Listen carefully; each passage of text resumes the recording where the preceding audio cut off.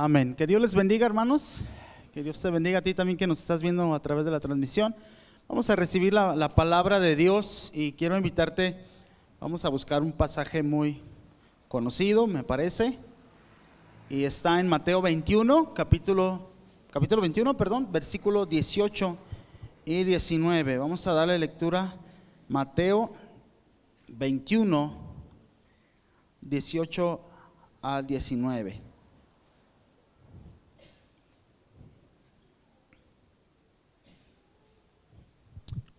Bien, si no lo has encontrado en tu Biblia, puedes verlo en la pantalla. Dice la palabra del Señor: por la mañana, estoy leyendo otra versión, puede sonar diferente. Por la mañana, cuando Jesús regresaba a Jerusalén, tuvo hambre y vio que había una higuera junto al camino. Se acercó para ver si tenía higos, pero solo había hojas. Entonces le dijo que jamás vuelva a dar fruto. De inmediato la higuera se marchitó. Dice en tu versión, se secó, ¿verdad? Se secó la higuera. Amén. ¿Cuántos habían escuchado ya este pasaje alguna vez? ¿Lo habían leído? Es muy, muy conocido. Hoy quiero compartir este tema que yo le he llamado servir a Dios es una bendición. Yo no sé si estás de acuerdo conmigo. Servir a Dios es una bendición. Y quiero contarte algunas cosas de mi vida. Algunas probablemente ya las he comentado, pero quiero comenzar diciendo que cuando yo empecé mi vida cristiana,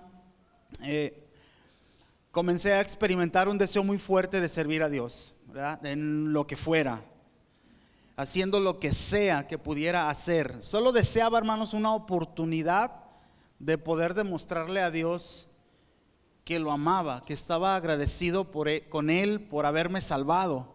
¿Sí me explico?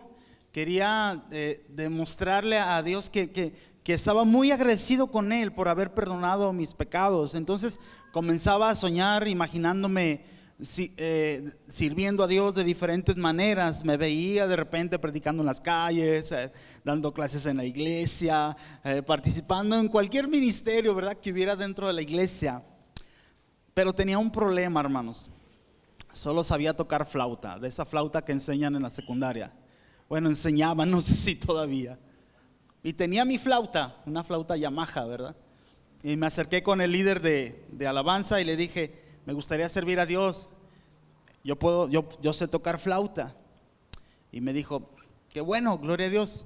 Yo creo que puedes tocar flauta en el tiempo de la alabanza. Y yo me emocioné, ¿verdad? Pero me dice: pero desde tu lugar. Y lo hice.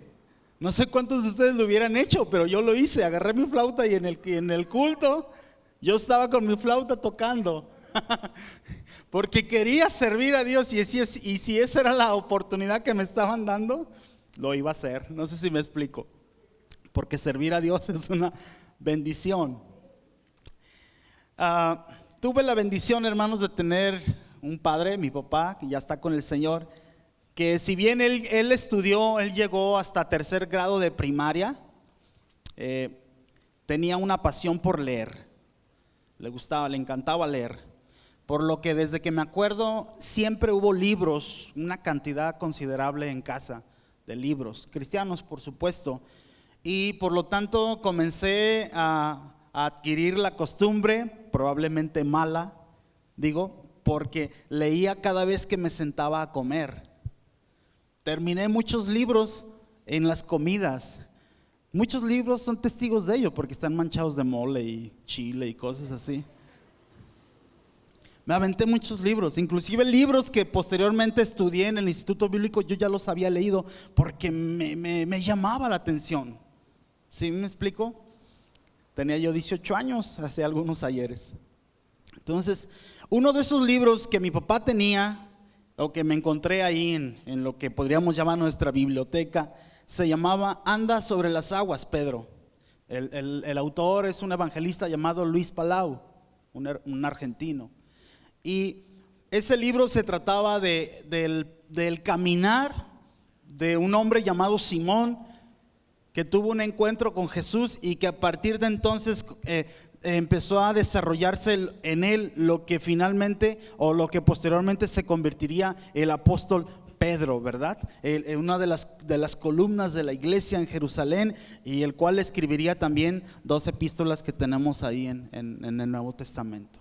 Me fascinaba esa historia. ¿Por qué? Porque era el saber que un hombre común y corriente, lleno de errores, de equivocaciones, podría convertirse en un instrumento poderoso en las manos de Dios. ¿Sí me estoy explicando? Y me identificaba, decía, si hay, como alguien dijo, si Dios pudo usar a Pedro, hay esperanza para cada uno de nosotros, los que queremos servir a Dios. Amén. De todo lo que ese libro mencionaba, anda sobre las aguas, Pedro, así se llamaba, hubo una frase que me marcó y sin duda Dios utilizó para darme dirección en esa etapa de mi vida. Y es que el hermano Palau decía lo siguiente en su libro: cuando se trata de servir a Dios, lo más importante no es lo que tú quieras hacer para Él, sino lo que Él quiere que tú hagas. ¿Sí me explico? No es tanto lo que tú quieras hacer, sino lo que Él quiere que tú hagas, lo que Él ha diseñado para ti. Y eso a mí me pegó tanto, porque como te digo, yo quería hacer muchas cosas, pero entonces entendí que me era necesario comenzar a buscar la dirección de Dios para decirle: Señor, ¿qué quieres que yo haga? ¿Para qué me salvaste? ¿Qué es lo que yo tengo que hacer? ¿Cuál es el llamado que tú tienes para mi vida? ¿Alguien sabe de lo que estoy hablando? Amén. Es más importante entonces lo que Dios quiere que lo que yo incluso pienso que Él quiere. Amén. Y este relato, hermanos, de la higuera, ¿verdad?, nos enseña principios muy importantes, porque nos dice la palabra de Dios que Jesús llegó, se acercó a una higuera por la sencilla razón de que tenía hambre. Tenía hambre y se acerca y esperaba encontrar. ¿Qué esperaba encontrar el Señor en esa higuera? Higos, fruto pues. La vio y como no encontró fruto, la maldijo. Nunca jamás nazca fruto de ti. Entonces yo al compartirte ese tema que como te digo, es servir a Dios es una bendición, me pregunto, ¿qué espera Dios de nosotros? ¿Qué es lo que Jesús quiere en nosotros? Y quiero contestar esa pregunta de esta manera. En primer lugar, ¿qué espera Dios de nosotros? Dios espera que cada uno de nosotros demos fruto siempre. Siempre. En un pasaje paralelo que se encuentra en Marcos, es decir, la misma historia contada por Marcos, nos da otro detalle acerca de esta historia, porque dice, y no tenía higos porque no era su tiempo, ¿verdad? Mateo omite esa parte. Pero aunque no era tiempo, Jesús esperaba encontrar higos. ¿Cómo es eso? Hay una parte donde la Biblia dice que prediques a tiempo y fuera de tiempo, ¿verdad? Entonces, el Señor espera que demos frutos siempre. En la Biblia, cuando se habla de fruto, se refiere particularmente a dos cosas. Número uno, la conducta del cristiano. Y otro, el servicio a Dios. ¿Sí me estoy explicando? Lo que somos y lo que hacemos, eso es fruto. Lo que somos se define como el fruto del Espíritu: amor, gozo, paz, paciencia, benignidad, bondad, fe, mansedumbre y templanza. Gálatas 5, 22 y 23, ¿verdad? Eso es lo que somos. Dios espera que lo que somos refleje que hay fruto en nosotros de parte de Dios. Amén. Que amemos más, que nos gocemos más, que tengamos paz, que tengamos amor. ¿Me explico? Lo que somos, pero también lo que hacemos. Colosenses 1:10, me ayudas a ponerlo, Suelen, por favor. Colosenses 1:10 nos habla de lo que hacemos, para que andéis como es digno del Señor, agradándole en todo, llevando fruto en toda buena obra. Eso es lo que hacemos. ¿Sí me explico? Entonces Dios espera que demos fruto siempre también con lo que hacemos. El problema de la higuera entonces es que no tenía fruto cuando debía tenerlo. Al menos Jesús así lo esperaba. Ahorita vamos a ver por qué. Los estudiosos mencionan que las higueras, escucha esto, normalmente primero producen fruto y posteriormente se llenan de hojas. ¿Sí? Primero daban fruto y luego se llenaban de hojas. O probablemente tenían ambas cosas simultáneamente. Lo que no sucedía era tener hojas sin fruto. Por eso cuando Jesús va y tiene hambre y ve la higuera y la ve llena de hojas, ¿qué esperaba? Esperaba fruto. Entonces esa es una contradicción de la naturaleza de la higuera, encontrar hojas sin fruto, ¿verdad? Está fuera de lo normal, es anormal, o era anormal pues. Entonces el problema de la higuera era que solo tenía la apariencia, pero no el fruto verdadero. ¿Sí me explico? Aparentaba tener lo que no tenía, el fruto. Y ese es un grave problema para nosotros, aplicándolo a nosotros. ¿Qué significa para nosotros tener hojas y no fruto? Es algo como venir a la iglesia y no haber recibido a Jesús como Señor y Salvador. Amén. Es algo como escuchar palabra de Dios vez tras vez y no tomar la decisión de ser un seguidor de Jesús. Solo la apariencia, pero no el fruto. Es como, alguien dice que, alguien me contó que una vez vio como una gallina. No sé si alguna vez ustedes tuvieran gallinas o tienen. Mi mamá todavía tiene gallinas en su casa. Cuando se la iban a comer o la iban a matar, el chiste es que le cortaron el pescuezo, ¿verdad? A la gallina. Se le soltó y ¿sabes qué hizo esa gallina? Salió corriendo, sin cabeza. Aparentaba estar viva, pero estaba muerta. ¿Sí me explico? Es lo mismo. Una higuera sin fruto, llena de hojas sin frutos, es lo mismo, es la apariencia. Parecía que hay algo, pero no lo hay. Cuando alguien no se rinde a los pies de Jesús y cree o piensa, ¿verdad?, que tal vez venir a la iglesia, tal vez cargar una Biblia o tenerla en el celular, con eso es suficiente. Estás equivocado si piensas así. Necesitas tener fruto. Amén. Tener hojas y no fruto es como tener una Biblia, vuelvo a decir, en tu casa o en tu celular, ahora que ya las tenemos aquí como una aplicación. Es como tener eso y no estar dispuesto a vivir bajo la autoridad de la Biblia. Es vivir basado siempre en tu propia opinión. ¿Sí? Es fácil reconocer cuando nosotros no vivimos bajo la autoridad de la Biblia. ¿Cómo saberlo? Cuando alguien es confrontado con la palabra, generalmente dice, sí, pero yo creo que, sí, pero yo pienso que, sí, pero yo lo veo de esta manera. ¿Sí me estoy explicando? Entonces se vive bajo la propia opinión en lugar de la autoridad de la palabra de Dios. Aunque no digan amén. Eso es tener hojas y no fruto. Y Dios quiere que lleves fruto. Dios quiere que tu cristianismo sea genuino. Amén. Dios quiere que lleves fruto en tu ser y en tu hacer. En ambas cosas. Jesús le dijo a los discípulos, ustedes no me escogieron a mí, yo los he escogido a ustedes para que lleven mucho fruto y el Padre sea glorificado en ese fruto. ¿Me explico, hermano?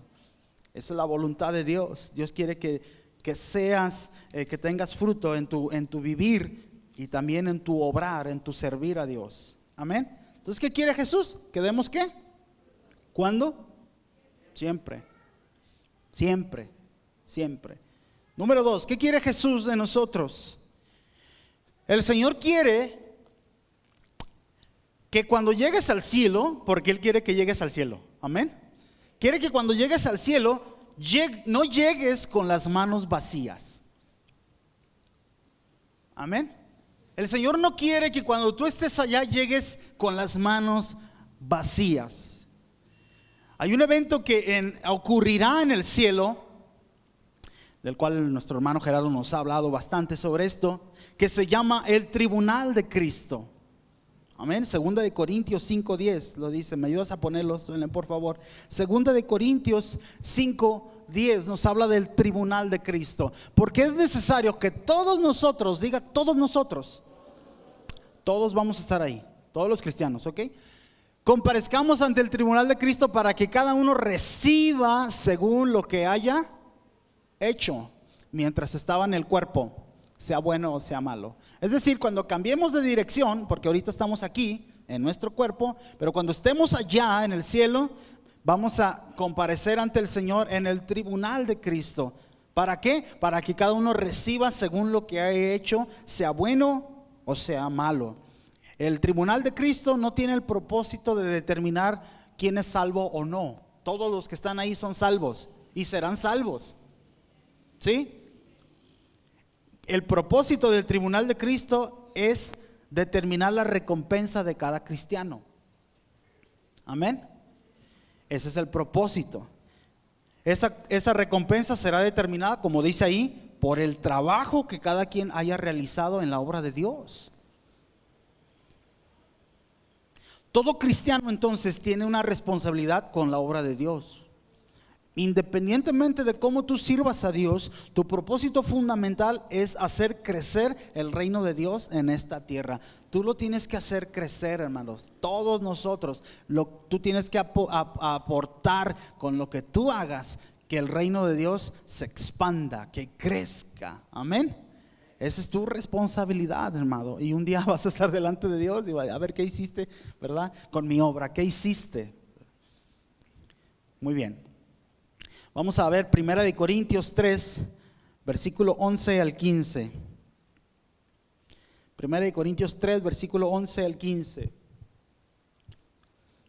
Sigue por favor con tu vista. Dice: porque nadie puede poner otro fundamento que el que está puesto, el cual es Jesucristo. Aquí Pablo está hablando de la iglesia. ¿El fundamento de la iglesia cuál es? ¿O quién es? Cristo es el fundamento de la iglesia, no Pedro. Cristo es el fundamento de la iglesia. Amén. Y si sobre este fundamento alguno edificare oro, plata, piedras preciosas, madera, heno, hojarasca, la obra de cada uno se hará manifiesta, porque el día la declarará. El día es una manera figurada de hablar del día cuando estemos con el Señor. El día la declarará. ¿Qué declarará? La obra de cada quien, pues por el fuego será revelada, y la obra de cada uno, cual sea, el fuego la probará. Si permaneciere la obra de alguno que sobreedificó, ¿recibirá qué? Y si la obra de alguno se quemare, él sufrirá pérdida. Si bien él mismo será salvo, aunque así como por fuego. Entonces, ¿cuál pérdida sufrirá? ¿Qué va a perder? ¿Qué va a perder la persona que llegue cuyas obras representan, o sea, que el fuego destruya su obra? Ahorita voy a dar algo más sobre eso. Es más, imagínate, alguien llega con oro, que su obra simbolice el oro, ¿verdad? No es que llegue literalmente con oro, sino que la obra de esa persona delante de Dios es como traer oro. Llega con el oro, llega con su oro, y el oro es pasado por el fuego. ¿Qué le va a pasar a ese oro? Pero va a permanecer, ¿sí? Y así, ¿verdad? Dice aquí las piedras preciosas, la madera. ¿Qué le va a pasar a la madera? Imagina que la pasan ahí, ¿verdad? Solamente pasa. Pues a lo mejor a menos que la dejes todo el tiempo ahí, ¿verdad? Pero dice ahí que será pasada. Sufrirá algo de pérdida porque es madera. Pero ¿qué le va a pasar a aquel que llega con heno? ¿Qué es el heno, hermanos? Si no los escucho, a lo mejor por el cubreboca. ¿No es lo que le ponen allá a los nacimientos ahí en diciembre? Ok, imagínate pasar eso por fuego. La hojarasca, hermano. Alguien llega, ¿verdad? Yo serví al Señor. ¿Qué traes? Hojarasca. Y pasa por fuego. ¿Qué pasó con mi obra? Pues es que era hojarasca, hermano. ¿Qué pérdida va a sufrir ahí, tal hermano? ¿Para qué es el tribunal de Cristo? ¿Para dar qué? ¿Qué pérdida va a sufrir entonces? La recompensa. No habrá recompensa. Pero ¿qué va a pasar con el que llegue con oro? Será recompensado. ¿No dice eso la Biblia, hermanos? Yo no lo estoy inventando, ¿verdad que no? Dice, él sufrirá pérdida. Aquel que llegue con materiales que consuman con el fuego, sufrirá pérdida. ¿Cuál pérdida? ¿La salvación? No, porque ahí dice, Él mismo será salvo, aunque así como por fuego. Déjame decirlo en lenguaje acá más mexicano, de panzazo. Nada más porque Cristo murió por él, nada más por eso va a ser salvo. Pero no hizo nada, ¿verdad? O lo que hizo no tuvo gran importancia o impacto en el reino de Dios. Eso no lo digo yo, eso lo dice la Biblia, hermanos. Se oye duro, pero así es. Y tenemos que saber eso. Voy a ir más adelante porque ya tengo aquí la luz naranja. Entonces, todo cristiano entonces tiene la responsabilidad. ¿Cómo sería llegar al cielo con las manos vacías y mientras otros lleguen con oro? Imagínate tú llegando con hojarasca mientras otros llegan con oro, hermanos.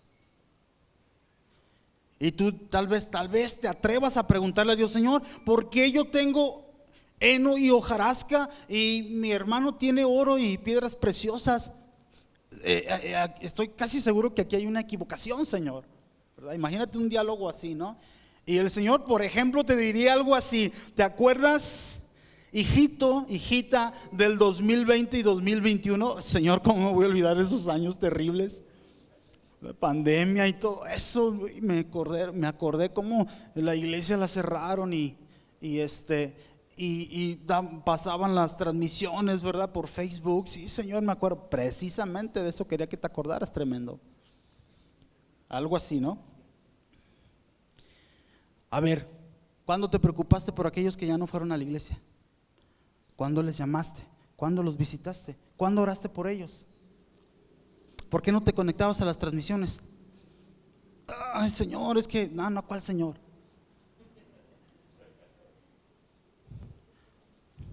¿Verdad? Y yo me imagino a los ángeles diciendo: ¿sabes qué? Ya ni le sigas, brother, ¿no? Te está yendo como en feria, ¿no? Y que el Señor empiece a señalar todo aquello que no hicimos y debimos haber hecho. De una cosa tú tienes que estar seguro: ninguna excusa vale delante de Dios, ninguna.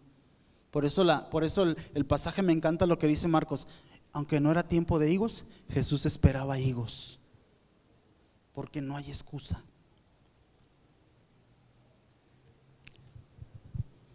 Número 3, servir a Dios es una bendición, amén. ¿Qué espera entonces Jesús de nosotros? Jesús espera que tú seas una persona de bendición para los demás. Para los demás. Para los demás. Mucho del cristianismo de hoy, déjame decirlo de esa manera, está enfocada en cómo Dios me puede bendecir a mí. Y eso no es totalmente malo, porque Dios nos quiere bendecir. Pero vivir solo con ese enfoque está erróneo, porque la Biblia nos llama a ser bendición a los demás, no solo ser bendecido yo. Amén. Déjame recordarte lo que te dije al principio. El problema de la higuera es que no tenía fruto. No tener fruto es un verdadero problema, hermanos. Amén.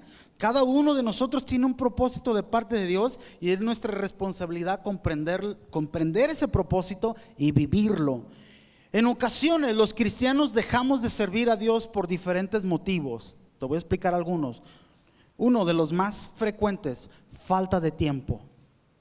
Muchos no sirven porque dicen: no tengo tiempo. Lo cual de por sí pues es un absurdo, porque todos tenemos la misma cantidad de horas y minutos. En realidad lo que deberíamos decir es que el tiempo que Dios me dio lo estoy ocupando para otra cosa. Eso es lo que realmente deberíamos decir. Sí, ando muy regañón hoy, ¿verdad? Pero esa es la verdad. O sea, todos tenemos el mismo tiempo, hermano, las mismas horas, los mismos segundos, solo que cada uno ocupa ese tiempo de diferente manera. Entonces tiempo tienes, pero tienes que buscar la forma, porque la Biblia dice: todo tiene su tiempo. Si tú te organizas, puedes servir a Dios. El tiempo no puede ser una excusa para ti. Si ese es tu problema, entonces ¿qué harías como dice la Biblia en la parábola del sembrador, verdad? Aquella semilla que cayó entre espinos, son aquellos que por el afán, por el engaño de las riquezas, no producen fruto y la semilla se ahoga, ¿verdad? Los cristianos dejan de servir a Dios o no sirven a Dios también a veces por falta de interés en la obra de Dios. ¿Por qué? Por tener vidas enfocadas en el yo, en mis planes, en mis propósitos, en mi vida, en mis deseos, en mis anhelos. ¿Me explico? Y a veces no hay tiempo, no hay intención de servir a Dios porque no se puede ver más allá de lo que no se puede tener el panorama que Dios quiere mostrarnos. ¿Me explico? Es como Isaías cuando dice: vi yo al Señor sentado sobre un trono alto y sublime, ¿verdad? Pero Isaías está él ensimismado en sus problemas, y entonces de repente Dios le da una revelación, y de repente Isaías se escucha la voz de Dios que dice: ¿a quién enviaré y quién irá por nosotros? Y entonces el panorama de Isaías cambia, porque deja de verse a sí mismo y empieza a ver la necesidad de la gente y el llamado de Dios. Entonces empieza a decir: heme aquí, envíame a mí. Pero para que suceda eso, uno tiene que salirse del yo. ¿Me explico? Tienes que pensar aparte de ti, que el mundo deje de girar en torno tuyo y empiece a girar tu mundo en los planes y propósitos de Dios. Otra de las razones por las que porque las personas o los cristianos dejan de servir, o no, sobre todo dejan de servir por haber experimentado dificultades en el servir a Dios. Te comenté, cuando yo comencé la vida cristiana, yo quería servir. Eventualmente Dios me dio la oportunidad de servir como líder de jóvenes. Trabajé un año, todo muy bien. El siguiente año se empezó a hacer más difícil, ¿verdad? Especialmente porque hubo algunas circunstancias en las cuales yo me sentí, déjame decirlo de esta manera, traicionado por mi equipo de trabajo, ¿verdad? Yo me sentí así, no necesariamente que lo hayan hecho, sino que por algunas circunstancias me sentí así, ¿verdad? Como que ellos no querían trabajar ya conmigo, no, un golpe de estado, algo así. Yo me sentí así, ¿verdad? Entonces voy con el pastor y le digo: pastor, ¿sabe que el siguiente año yo ya no quiero servir a Dios, no quiero ser contemplado para seguir como líder de jóvenes, le agradezco mucho, quisiera enfocarme en otras cosas? Y todos esos argumentos, ¿verdad? Que ¿verdad? Siento de parte de Dios y todo eso que a veces decimos, ¿no? Cuando no queremos. El pastor obviamente pues trató de convencerme, pero al ver mi determinación me dijo: está bien. Y yo pensé que eso era lo correcto, pero es que no conocía, a lo mejor no, se me olvidó meditar en un pasaje como ¿verdad? El que acabamos de leer. No tenía fruto y el Señor la maldijo. ¿Y cuál fue la maldición? ¿Sabes qué, higuera? Vas a ser fea por el resto de tu vida. Esa no fue la maldición, ¿verdad? ¿Sabes qué, higuera? Te voy a cargar más la mano y vas a producir cantidades industriales. Esa no fue la maldición. ¿Cuál fue la maldición? Nunca jamás coma fruto alguien de ti. Nunca jamás coma fruto, eso lo dice Marcos, coma fruto alguien de ti. Porque vivir sin dar fruto es una maldición. Es vivir bajo maldición. Yo me sentía en cierta manera como traicionado, como si se hubieran aprovechado de mí, del tiempo que le había invertido, según yo, a Dios al servir. Pero no me daba cuenta que precisamente servir y ayudar a otros, de eso se trata. Eso es estar bajo bendición. Vivir sin dar fruto para Dios es vivir bajo maldición. No tener el interés de servir a Dios es vivir bajo maldición. No estar dispuesto a invertir tu tiempo, incluso tu dinero en la obra de Dios, es vivir bajo maldición. Si alguien dice: yo así estoy bien, nomás voy los domingos, escucho. Hermano, entiende, Jesús viene a buscar fruto de ti, y si no lo haya, ya sabes lo que pasa. Vamos a leer un último versículo. 2 Corintios 12:15, por favor, suelen. Abre tu corazón, abre tus ojos espirituales, medita en lo que dice ese texto. Y yo, dice el apóstol Pablo, con el mayor placer gastaré lo mío, y aún yo mismo me gastaré del todo por amor de vuestras almas, aunque amándoos más, sea amado menos. ¿Sabías que la iglesia de Corinto fue la única iglesia donde el apóstol Pablo no permitió o no pidió ofrenda? El apóstol Pablo, cuando fundó Corinto, él trabajaba de él mismo, se dedicaba a hacer tiendas, dice la palabra de Dios. No recibía ofrenda, no recibía diezmos. Y él incluso lo consideraba una gloria personal. Dice, no voy a dejar que mi gloria se desvanezca. ¿Y sabes que esa iglesia fue la que más le volteó la espalda? Dudaban de su apostolado, lo criticaban porque decían, en las cartas sí es bien duro, y cuando viene aquí, como si nada. Lo criticaban. Él mismo dice, el apóstol Pablo, mientras otros se desvivían para enviarle ofrenda por causa de su ministerio, ¿verdad? Como misionero, como fundador de iglesias, otras iglesias lo apoyaban. Es más, iglesias que ni siquiera él había fundado, le enviaban.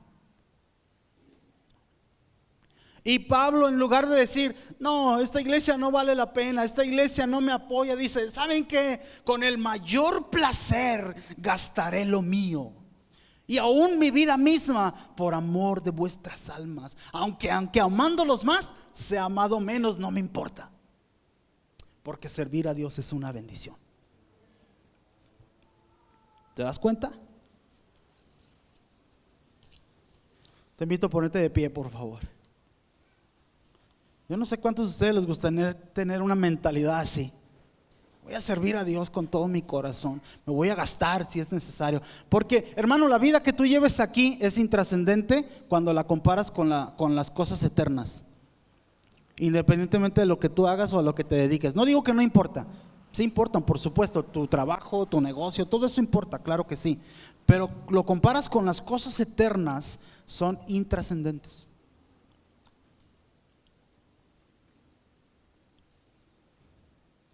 ¿Te gustaría que lo que dijo Pablo fuera la filosofía de tu vida? Que tu manera de pensar fuera, con el mayor placer gastaré lo mío, y aún me gastaré yo, por amor de Dios y de la iglesia. Imagínate que todos nosotros pensáramos así, hermano. ¿Qué podría hacer Dios con nosotros, hermano? Con esta iglesia, que cada uno de nosotros tuviera esa mentalidad. Con el mayor placer voy a llegar temprano a la iglesia. Con el mayor placer voy a visitar a los que no han venido. Con el mayor placer voy a orar por las necesidades. Con el mayor placer voy a aportar con mis ofrendas y mis diezmos. ¿Sí me estoy explicando, hermano? Con el mayor placer voy a atender a las personas nuevas. No solo les voy a saludar, les voy a preguntar su nombre y voy a orar por ellos toda la semana. ¿Sí me explico? Con el mayor placer, es decir, no por obligación, sino porque anhelo hacerlo, porque Dios me está dando el privilegio de servirle, porque servir a Dios es una bendición.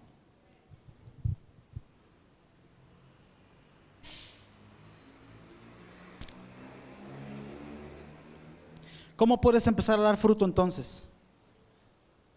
Comienza con oración. Comienza preguntándole a Dios que te dé una revelación de lo que Él quiere para tu vida. Señor, ¿cómo puedo yo aportar para el reino? ¿Qué puedo hacer? Involúcrate con las actividades de la iglesia de manera más activa. Llega temprano, ora por la iglesia. Todo eso que ya te mencioné.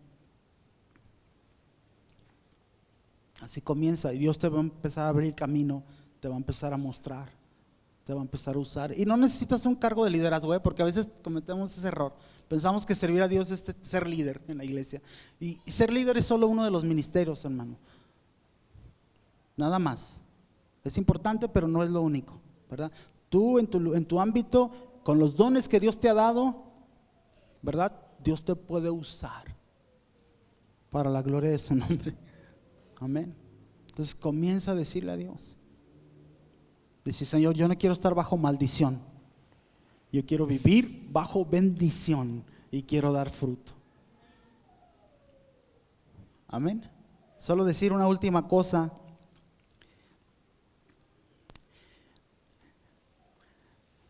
Los pastores nos han contado, especialmente el pastor, cómo en diferentes ocasiones él ha tenido el deseo o la idea de partir a otro lugar, ¿verdad? Lo sabemos. Y cómo Dios le ha impedido el hacerlo, ¿verdad?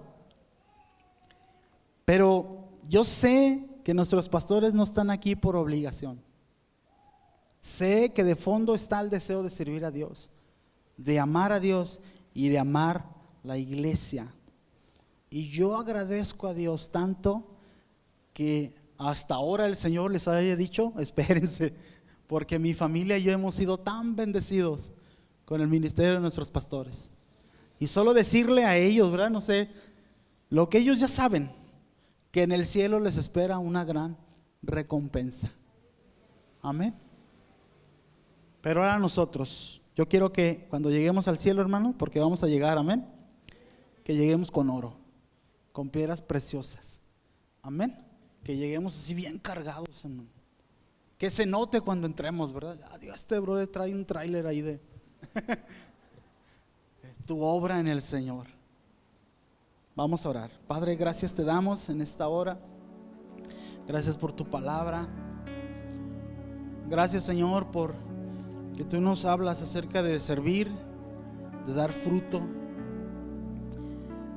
Y Señor, yo doy gracias por todos aquellos que antes de nosotros han dado fruto y por ese fruto muchos hemos sido bendecidos, Señor. Muchas gracias por ellos. Pero ahora aquí está tu iglesia, Señor. Yo te ruego, Dios, que podamos tener el mismo sentir que el apóstol Pablo, Señor. Que nuestro placer sea servirte, sin importar,